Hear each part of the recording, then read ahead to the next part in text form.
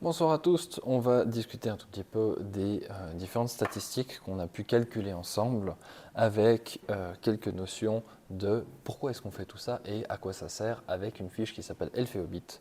Donc c'est une fiche qui nous raconte que on a un congrès d'elfes et de hobbits, on a analysé la taille des groupes de ces personnes, on a pris 100 personnes dans le total de l'échantillon et on a fait 2 fois 50 individus, donc 50 elfes, 50 hobbits, pour vérifier leur taille et pouvoir comparer ça. Ça nous donne un tableau de valeurs avec des variables ici, des classes et un nombre en dessous. On a déjà procédé à tous les calculs moyennes, mode médiane, quartile, étendue, écart type, écart semi-interquartile et coefficient de variation. Et notre objectif, c'est un peu de comprendre quel est le but de tous ces calculs qu'on fait ici. Le but, les questions sont déjà de quel type de variable statistique s'agit-il. Donc, comme j'ai dit, ce sont des classes. Donc déjà, on est sur un espace continu et ce sont des chiffres nécessairement dans des classes. Donc, on est sur une variable quantitative continue.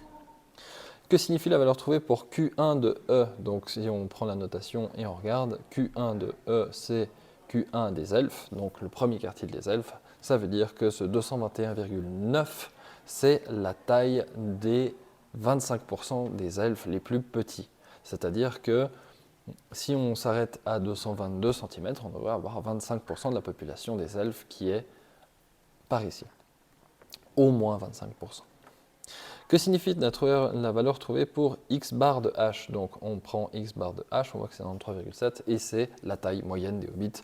La moyenne, elle est tellement entrée dans le langage commun que si je vous dis la taille moyenne des hobbits, vous voyez ce que je veux dire, donc il n'y a pas besoin de plus d'explications que ça. Que signifie la valeur trouvée pour ME de E? Donc on a la médiane des elfes, puisque c'est E, avec 228,9. Ça veut dire que la moitié des elfes font moins que 228,9 cm, et la moitié des elfes sont plus grands que ça. Que signifie la valeur trouvée pour MO de H? Donc le mode des hobbits. Le mode, on se rappelle que c'est la valeur où il y a le plus de gens qui auront cette statistique ici.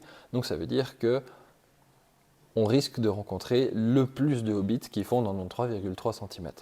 On voit que ce n'est pas exactement les valeurs qu'on a, enfin les calculs qu'on a l'habitude de faire, mais c'est parce que j'ai fait des calculs exacts cette fois-ci.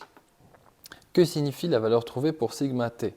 Donc sigma t, c'est l'écart type total, donc on a 74,3, et l'écart type, c'est simplement l'écart moyen par rapport à la moyenne. Si on faisait une espèce de graphe avec au milieu la moyenne et puis tous les machins, on pourrait prendre toutes les distances, et si on faisait la moyenne de toutes ces distances-là, eh bien on aurait ce 74,3. Que signifie la valeur trouvée pour Q de H? Donc Q de H, c'est celui qu'on retrouve ici, c'est l'écart interquartile. Donc ça veut dire que dans les hobbits, l'espace interquartile, ça veut dire qu'on va avoir 50% de la population on aura 50% de la population qui sera dans cette tranche-là de taille. C'est-à-dire que si on prend 25 cm, on aura 50% de la population qui sont dans ces 25 cm si on prend les bons 25 cm. C'est ça que ça veut plus ou moins dire.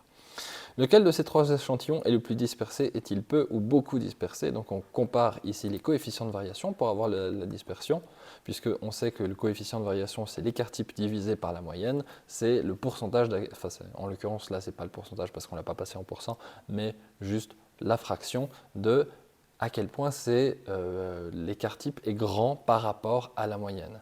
Ici, on voit qu'on a 0,08 pour les elfes, 0,019 pour les hobbits et 0,45 pour le total. Et sans surprise, c'est le total qui est le plus dispersé, puisque on a des elfes qui sont très grands et des hobbits qui sont très petits. Donc l'écart entre eux va être nécessairement plus grand que si on prend des populations que des elfes ou que des hobbits. Est-ce que ce sont les elfes ou les hobbits qui sont dispersés? Donc sont-ce les elfes ou les hobbits qui sont les plus dispersés? Et ici, il faut comparer les deux coefficients de variation. On voit que les elfes sont à 0,08, donc 8%, alors que les hobbits sont à 19%. Et donc, ça veut dire que les hobbits sont plus dispersés, puisque ce coefficient du coup est plus grand, et donc il y a plus d'écart à la moyenne, en moyenne. Construisez l'histogramme pour l'échantillon total de ces 100 personnes.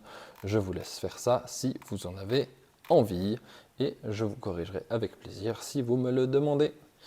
Une bonne soirée, de bonnes révisions.